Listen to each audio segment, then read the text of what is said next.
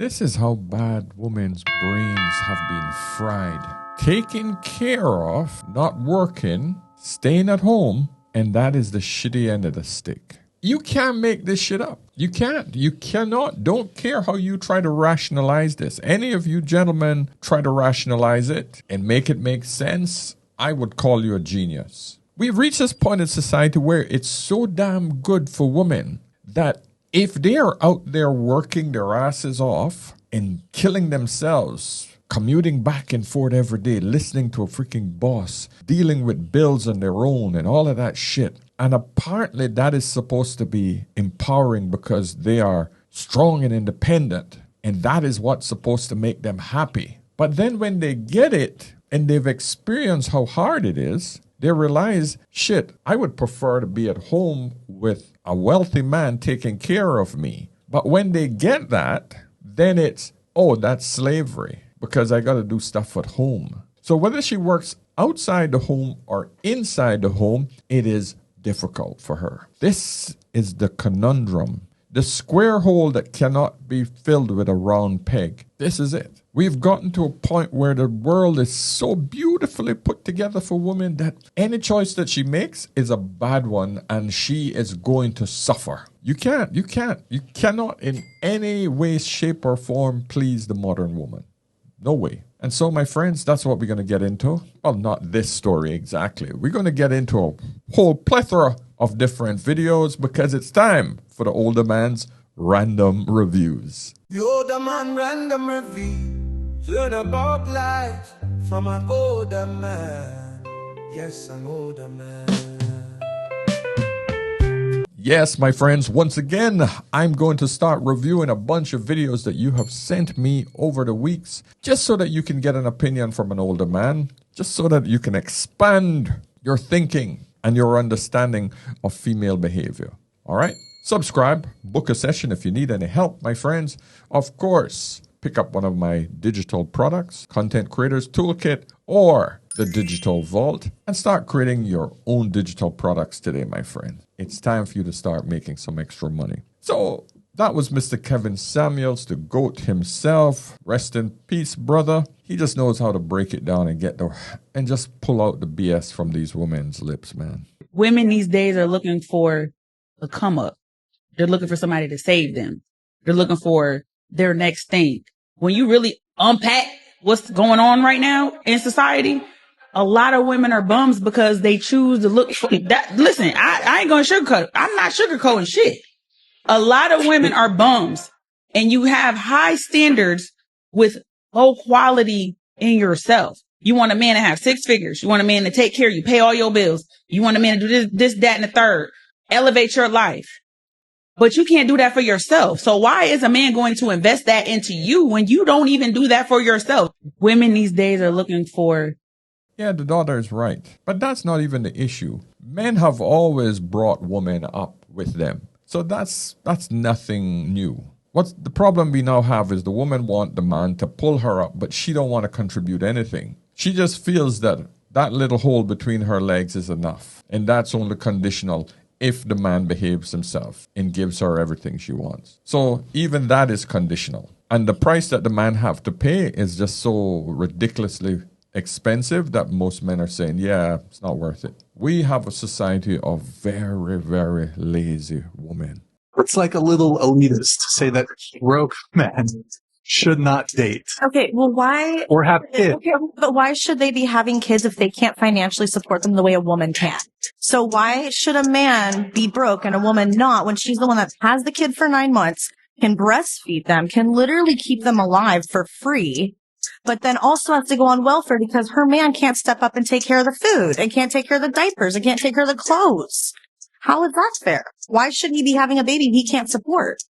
No, but also, I also want to be accountable for the women too, because this is like a protection for them, right?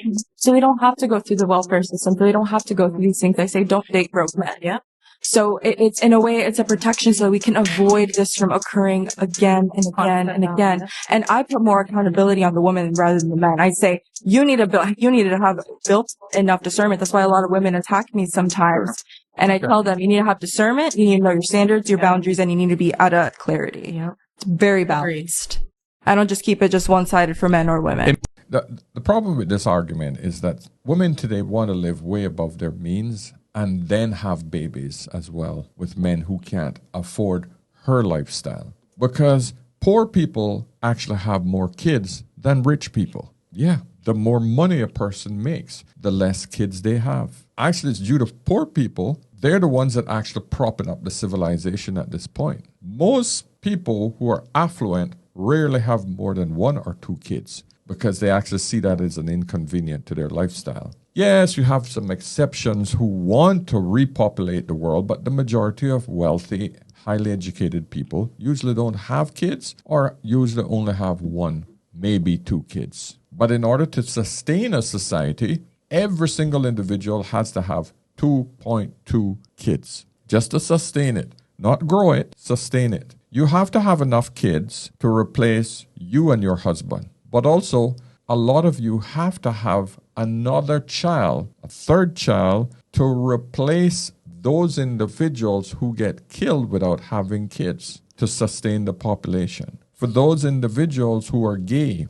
for those individuals who are flawed, in other words, cannot have kids, cannot replace themselves. That's why the 0.2 or the 0.1, I think, the 2.1 is there in order to sustain the society. To grow the society ever so slightly, most people have to have 3 kids. And a society that is not growing is a society that's dying because all of a sudden there's no replacement for social services to help the older people, for armies.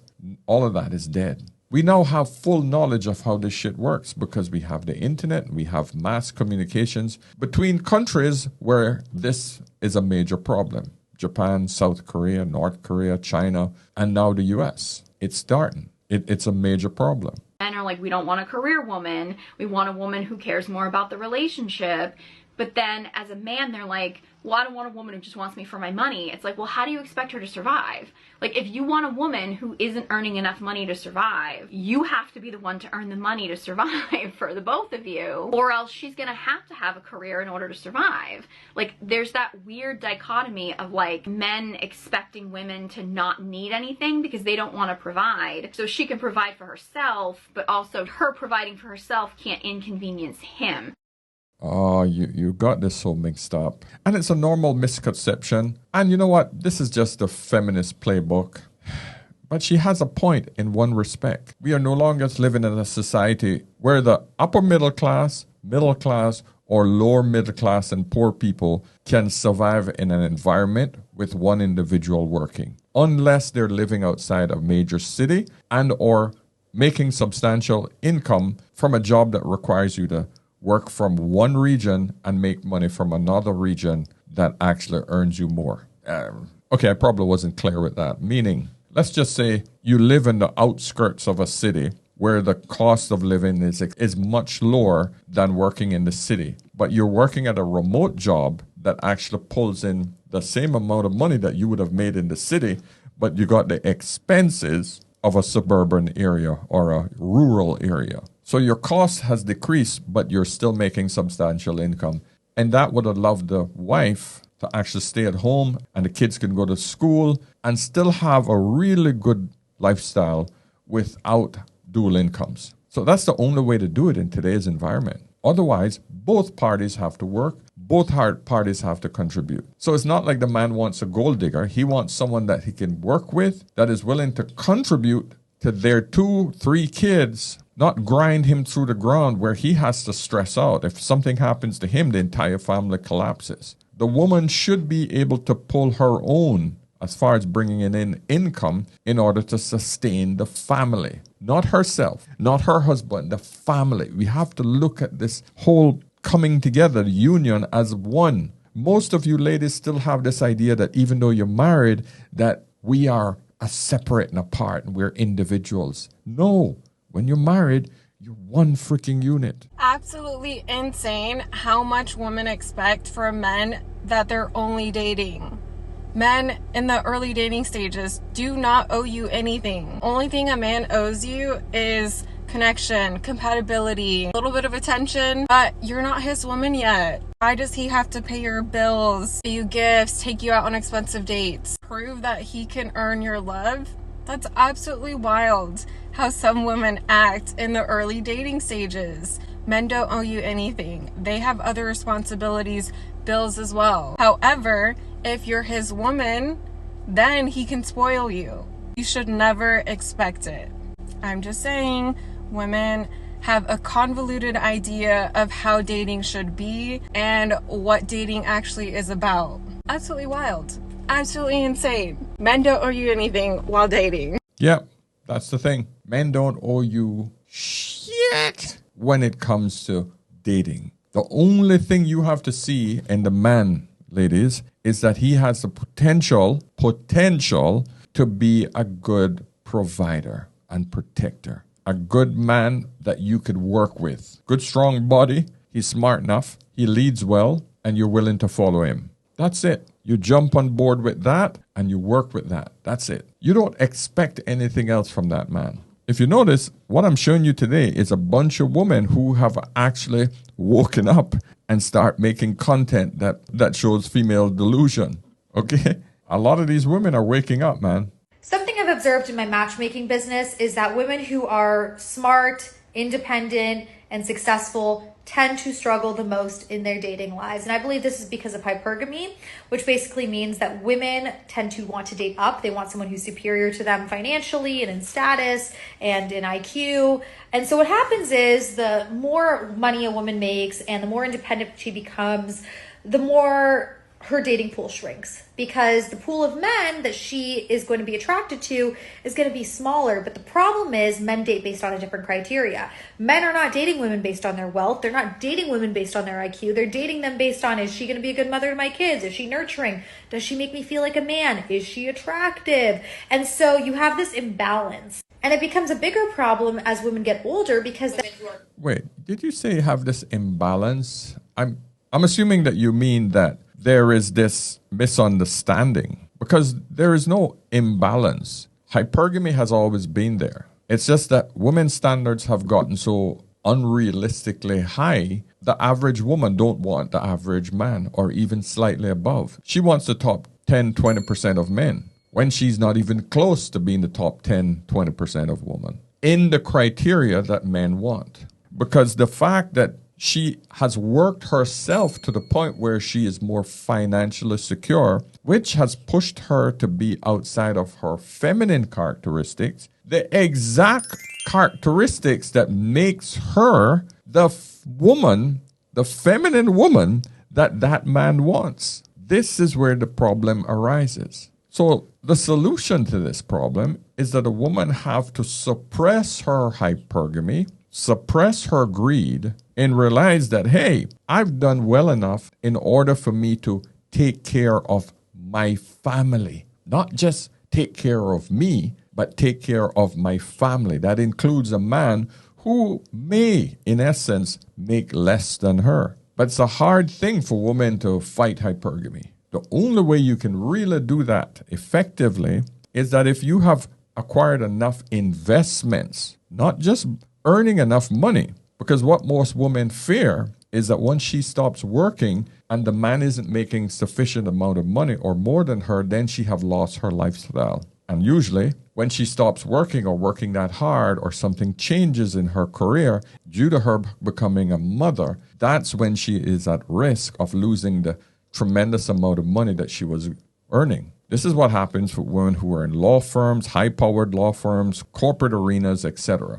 Those women usually lose out. So she wants a man who's making just as much money as her, so that if she has to leave that or degrade her position, she does not degrade her lifestyle. I hope that made sense. So ladies, if you want to combat that, the only thing you can do is to create enough investments from your earnings that will sustain a lifestyle when you do go into a marriage where the man is making less than you. But I would also advise you, just like I advise all the men, make sure you get a prenup and make sure most of your assets are hidden behind a trust, so that in the event that man wants to walk away from you and try to take your assets, you are protected. Hey, it works both ways. Apparently now, if you take home leftover food from a restaurant, that means that you're broke. I don't know who comes up with this stuff, and I honest to God don't know what the obsession is with trying so hard to look like you have more money than you actually do. And the reason why I worded it that way is because it's typically the people who are not doing as well financially as they would like you to believe who come up with this stuff. Just enjoy the experience and stop trying to act how you think people with money act. And when I say people with money, I'm not talking about real wealth. I'm talking about middle class rich. And granted, yes, I'm sure that there are some upper middle class people or people with money who feel that they're too good for leftovers, and maybe they just don't like eating leftovers, okay? Obviously, there's gonna be an exception. But just know that when your first instinct is to call someone broke for doing normal everyday behavior, you're telling on yourself. You know, when I was in my early teens, actually, I think I was like 12, 13, I used to be a water boy at a fine dining restaurant in the Cayman Islands at Grand Ole House, one of the most expensive restaurants at that time. People used to fly in from all over the world on their private jets, and when they came to the Cayman Islands, that's where they would dine. And these people would come in and spend easily $800, $900, $1,000 on dinner sometimes, you know. If they went for the high-end wines, of course, it could go astronomical prices. And I knew because I get to see the bills, right? But hey, my job was to pour water on the tables. I wasn't a waiter. I wasn't qualified to be a waiter. I was just that little kid standing on the side, skinny little runt, 10, 11 o'clock at night, just sitting there, hands in front of me, smiling and just waiting for someone to go. That means water. I'll basically go and pour water, right? But one thing at the end of the night, my job was to get a doggy bag. In other words, those very, very wealthy people would take home leftovers. Now, that's the term it was given to insinuate that the scraps or the food that they didn't finish at the end of the night, they were going to take it home for their dog. Now, at the time, I didn't think about it because most of these people were on vacation. Most of these people had just flew in. They didn't have their pets. They didn't have their dogs. The doggy bag was them taking home leftovers. So, and I tell you this story simply because the perception of poor people is that the rich people threw out the scraps. If they didn't feel like eating the rest of the food on their plate, they would have it thrown away. And I can tell you, my friends, rich people don't do that shit. Upper middle class people don't do that shit. They don't waste anything. So for all of you poor fools out there who are condemning other people for trying to preserve their money, trying to save their money by having 2 meals out of one event, you're an idiot. And it just proves to me that you don't understand how rich people got rich. They don't waste shit. That's how they got rich, and that's how they maintain their riches. They will take home leftovers, as you call it in America. Cat scratch case. All right, so we have a patient here who came in for a vicious cat scratch. So can you tell us a little bit what went on? Well, I was trying to reach down to him to push him away from the door. And as I went to shoo him away, not even to touch him, he lunged up. His teeth locked onto my hand, and while his teeth were lodged into the hand, his claws were going and just ripping at the skin. I had all I could do to pull him off out of the deep cuts while he was scratching. And what do you think provoked him? Not really sure. Yeah. There was really nothing aggressive in my behavior to even cause him to do this. Yeah. Was it history? Yeah, history, yeah. He's 80% of the time really mellow, and then there are times that he just, for whatever reason, just is not himself. Got it. And then he looks to hurt you. Got it. So yeah, these look pretty uncomfortable. So we're going to be cleaning you up. We'll stitch you up for some of the deeper lacerations, put you on some antibiotics, and hopefully get you on the path to healing. Thank you. Yeah. Buy a dog, buy a cat, die alone. Cats, you all think that cats are these cute little, sweet little things. Cats can be just as unpredictable. And the problem is, my friends, once you make a cat think that he's more dominant than you, and then you try to take back that dominance by telling him he can't do something, he will show you that he is the most dominant in the family. We have a Himalayan cat, my wife cat. That cat follows me around like a freaking dog. Right now, outside this room, this is my studio in the home. He is sitting outside this door waiting for me to come out. If I am anywhere in the house, he has to be at my feet. But here's the thing. I don't play with this cat. This cat knows that I am the freaking alpha in this house. He do not jump up anywhere near me when I'm eating. Hell no. Nope, don't come near my food because I understand the dominance between animals. You don't make a freaking animal come near your food when you're eating because all of a sudden he thinks that he has access to your food. Don't ever do that. Number 2, I never make him sit by my head. He likes to come up and try to, when I'm sitting on the couch, he likes to sit by my head. No, that's way too close to my throat. Don't freaking get up there. No. Don't lick my face. Don't come close to my face. Nothing like that. Stay your ass by my feet. And when I give him a command, it's not like, oh, okay, yeah, Maxie, go ahead. No. Hey, push him away. Very aggressive. On the other hand, my wife and the kids, they are the complete opposite with him. So my cat, when my wife works from home, he jumps up in her lap. He never, ever does that to me. When she's eating, he can jump up near her food. He don't eat our food. He's a pedigree, but he likes to feel that, hey, yeah, I'm near the food. But he never touches it. He'll smell at it, but I don't even make him get close to my food. And the reason I'm telling you this, because a lot of you are cat owners.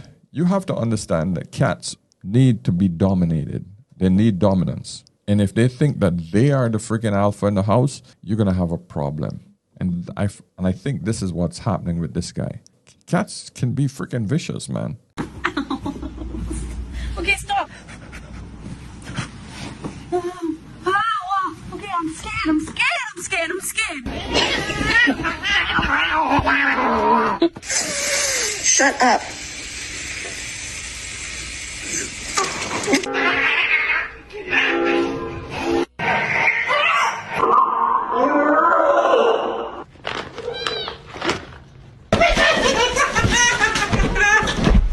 Swing on me, motherfucker. Надо ко мне лезть. Не надо. Как ты?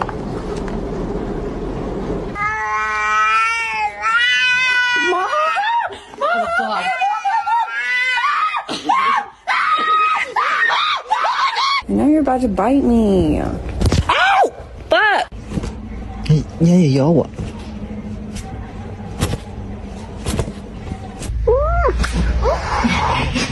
Time to go to sleep, okay, buddy? I want to see your cheeks! Nothing beats a Jet2 holiday. And right now, you can save £50.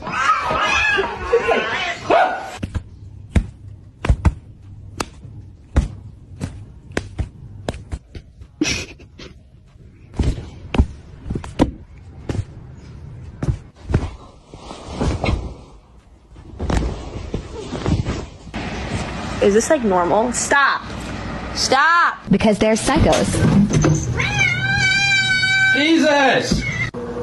No! No! Why are you attacking me? Ow! Ow!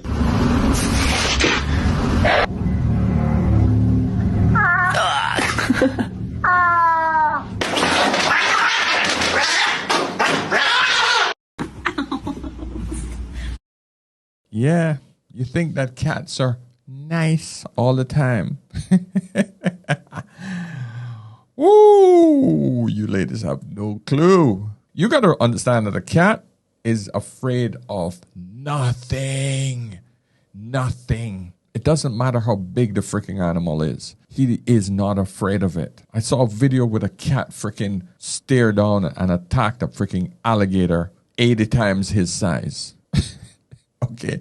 And the bloody alligator turned around and walked away. So I just want you ladies to understand. When Mr. Kevin Samuel say, buy a cat, die alone, understand that that cat is probably going to eat your ass if he's locked in the room with you. He's going to eat your bloody face off by the time they find you. Now, this is an interesting story. I love Chase Green. This is a great video here and his breakdown. Ago, I had a housewarming / birthday party event. I sent out the gift registry, and closer to the day of the party, I realized that people were not purchasing things off the gift registry. So I was getting annoyed. I tell one of my friends situationship at the time, I said, I'm really going to be annoyed if people really show up empty handed to this doubleheader event when all the food, drinks, etc. were provided for you. Like, how are you raised? Are you okay? So I told him that in passing. We get to the day of the event. He takes me out to his car and he was like, I don't want to see you annoyed.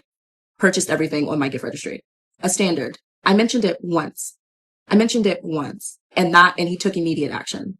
A standard. Second situation that I can think of. I had COVID. He calls me. He was like, hey, do you want to hang out today? I said, no, sorry. I have COVID. I'm going to be at the apartment. He was like, okay, are you going to be there all day? I said, yes. He was like, okay, I feel better. Within the hour, he dropped off a get well soon basket. Didn't even say anything. I just got a notification from the doorman and he was already well on his way. I call him and he was just like, yeah, I was just thinking of you. I hope that you feel better. And that was it. And you want me to settle? So if he was so great, why you not with him? It's so funny when women share these stories of these amazing or rich guys that they've experienced, but they are never with them currently, though. I mean, he sound like a swell nigga to me.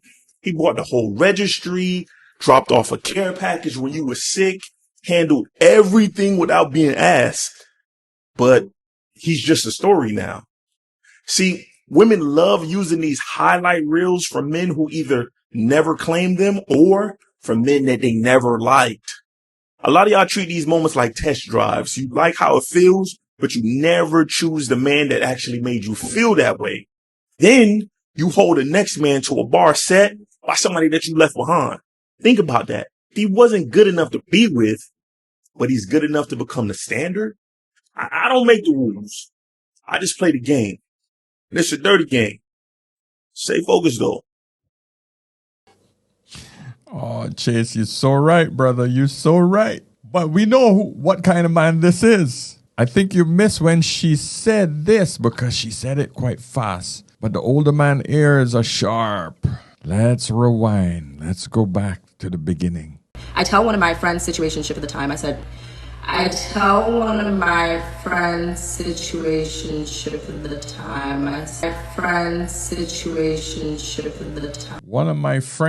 situationships at the time.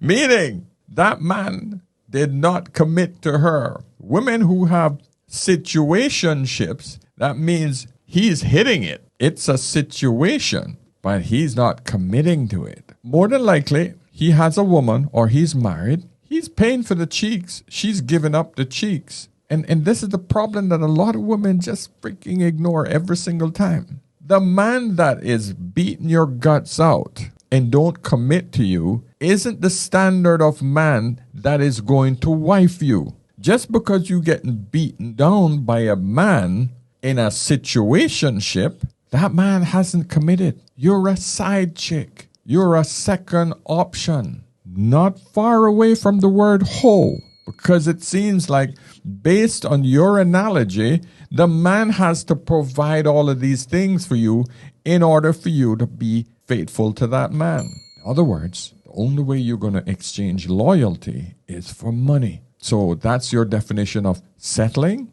Okay, fine. But if no man on that caliber is asking you, then you can't settle, can you? Think, ladies, think. I got to read a few comments from this one because this is freaking hilarious. TaylorMade said, she told a whole love story that went nowhere.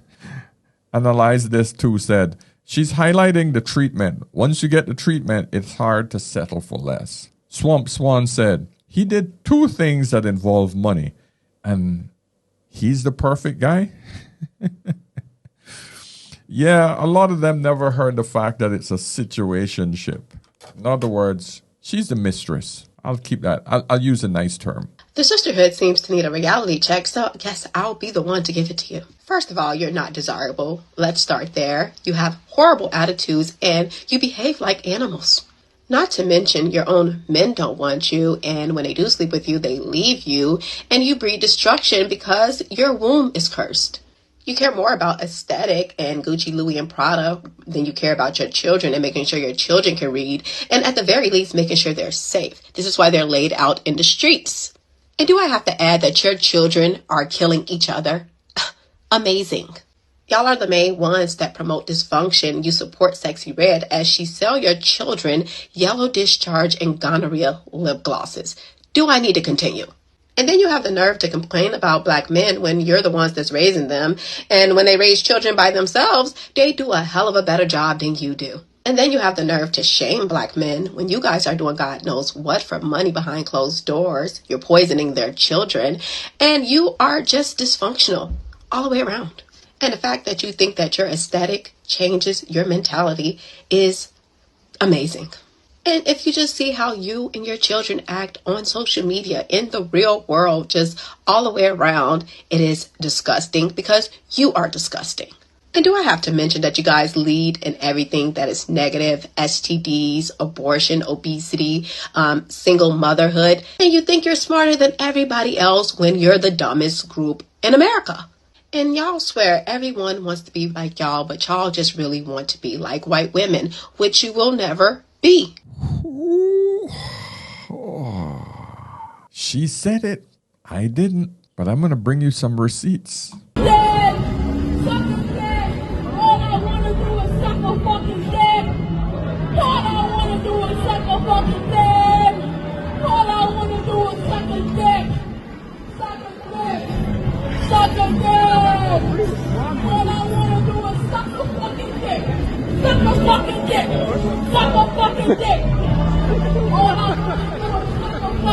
Comment section. Come hang with me said, it's my birthday. She's still out there?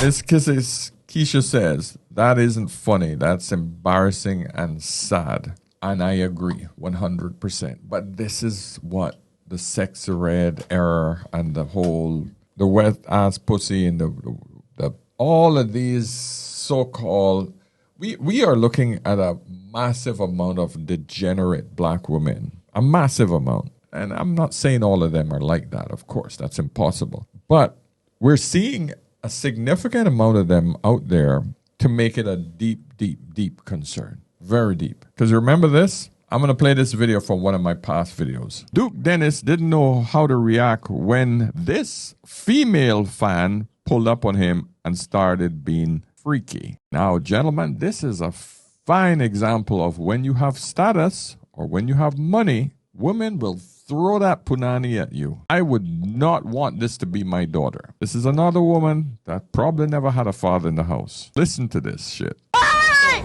Oh! Look, you think I'm pretty? Of course. You want some head? You want some head? You want some head? Yeah. I can't say that. Yes, you do. You know you do. Everybody wants some head. Come on now. Right. Can I give it to you? I'm the best. I'm the best. You give good head. I give great head. I can't. Can I get a hug too? I give phenomenal head. I don't doubt that, but I'm saying I can't say that. I can't say you can find out though. Huh? I say you can find out though. I can find out? Yeah. No, but I'm saying I can't say that in public. But you can find out. It's cool. Look, no hands, I don't care. I can't say that I doubt your hands. Right. Let's go. My sister. Okay, I don't know if y'all. This, my friend, would not be my daughter. Imagine having your daughter on the street offering up head. So I always tell you, gentlemen, get your money up, get your status up, and they will come. They will throw themselves at you. This is just embarrassing and insulting to all women out there. It just shows me that women, despite how they like to think that they are holier than thou, she will still shove a stranger's dick in her mouth and thank him for it. I hate to put it that way, but it is what it is. It's not a few of these women out there. There's a lot of them out there. A lot of young girls out there that is really, really destroying the black American woman brand. It really is bad out there for black American women. Let me read two more of these comments. Kiosk Clear says, how is this allowed in a public space with a whole setup of speakers and a microphone? Gift of Virgo says, mental health is real, and I personally don't find this funny at all. No, none of us find it funny. Major Star says, as an educator in K-12, parents, please protect your children by teaching them about the dangers and results of perversion, sexual addiction, and nymphomania. Love is an action. Do what is needed to be an example for healthy self-respect and self-love and cultivate that in your all kids. And the problem is that there is no discipline in the home when it's being run by a mother. There is a complete and utter lack of discipline. And it's hard to blame the mother if she's a single mother and she has to work to maintain the child. She don't have time to discipline the child. When she's at work, sometimes some of them are working 3 jobs. The child is left to her own devices. And this is the problem that we have. 2-parent households, at least when one is working, the child is being monitored and disciplined by the father and vice versa. But we don't have that anymore. The mother just says, well, I don't have time and I'm working my ass off. I don't have time to deal with her. And our deadbeat father isn't there. Of course, the father's a deadbeat because she kicked him out of the house. Or she had a child out of wedlock. Michael, what did it take for me to be your wife? For you to be my wife? Yeah. Like, how did you score this package deal as your wife? Well, I'll have to be honest with you, Jen. I spent a lot of years chasing women, and like beautiful women, like models and scholars, like really educated, very smart. They could cook really well. These great women. I spent a lot of time just chasing after them. And it was just constant rejection. And what I realized is that I'm at a certain level. I'm not rich enough, I'm not smart enough, and I'm not good looking enough. So I'm just going to have to lower my standards and take what I can get. Oh my God. Because it's not easy out there with a face like this and a bank account like mine. So, babe, you're not the best, but you're the best that I could do. So.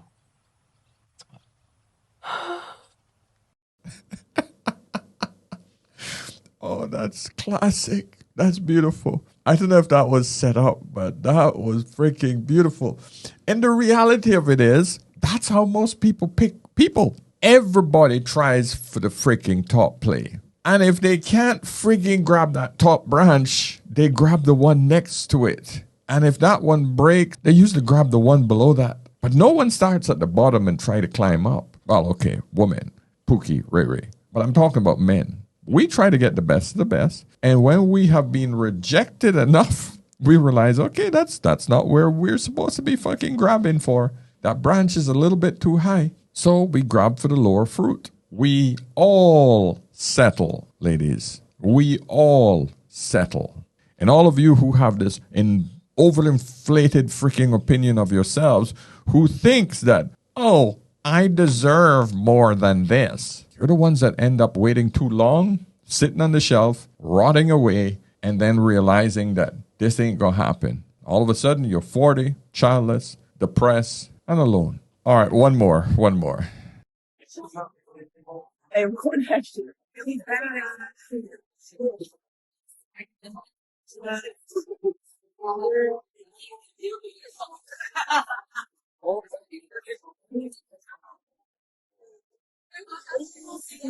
Okay.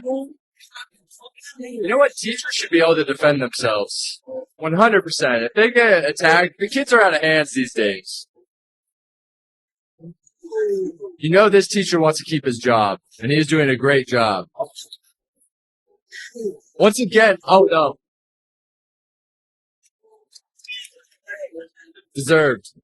Yeah, teachers should be able to defend themselves. Because this little shit, when he lost it, the teacher should have instantly restrained him. Instantly. Now, what did it take? It took another individual to come in and body slammed him. Actually, that wasn't even a body slam. That was a head slam. I really hope the kid is okay because that was a death blow. That was dropping a person on their head with a tremendous amount of force. I really hope he's okay. But this is what happens when kids grow up without fathers. This kid with the freaking pants falling off and the cap on in school and that. Ah, man. These kids need discipline. They need fathers. This shouldn't have gotten to this point. The teacher should have been able to restrain him, hold him down, and say, cut this shit out. Don't want to hurt you. But trying to talk a kid down, when his reputation is on the line with all the other kids watching him, testosterone high, probably having trouble at home, getting bullied by other kids. This is not something you want to play with. The teacher should be allowed to freaking use force. Once the kid put his hand on him, that was it. Take that little sucker out, but not in the way that it was done, because that's excessive. I can see a lawsuit there. If your boyfriend likes other girls' bikini pictures. Yeah. What? Yeah? Yeah. Disrespectful? Yeah. Totally disrespectful. Okay. Do you post bikini pictures? Oh yeah, of course. Is that not disrespectful to him? Wait, no. No, it's not. Fine.